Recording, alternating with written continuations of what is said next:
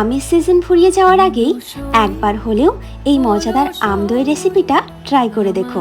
এটা বানানো কিন্তু একদম সহজ। তার জন্য আম নিয়ে সেটা কেটে পেস্ট বানিয়ে নিতে হবে। এরপর ওই পেস্টটা হালকা আঁচে 10 থেকে 15 মিনিট ভালোভাবে ফুটিয়ে নিতে হবে। ওটা ঠান্ডা হলে ওর সাথে আগের থেকে জল ঝরানো টক দই নিয়ে সেটা ভালোভাবে মিক্সড করতে হবে। অন্যদিকে একটা কড়াইতে দুধ নিয়ে তার সাথে পরিমাণ মতো চিনি আর এলাচের গুঁড়ো মিশিয়ে ঘন করে ফুটিয়ে নিতে হবে। দুধ হালকা গরম থাকা অবস্থায় আগের থেকে করা আম দইয়ের পেস্টটা ভালো করে মেশাতে হবে।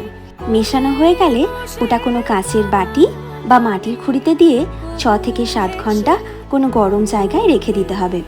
এরপর দই বসে গেলে সেটা ফ্রিজের মধ্যে ঢুকিয়ে ঠান্ডা করে নিলে রেডি আম দই। আমের সিজন তো আর সারা বছর থাকে না, তাই সুযোগ থাকতেই এই দারুণ আম দইটা একবার বানিয়ে ফেলো।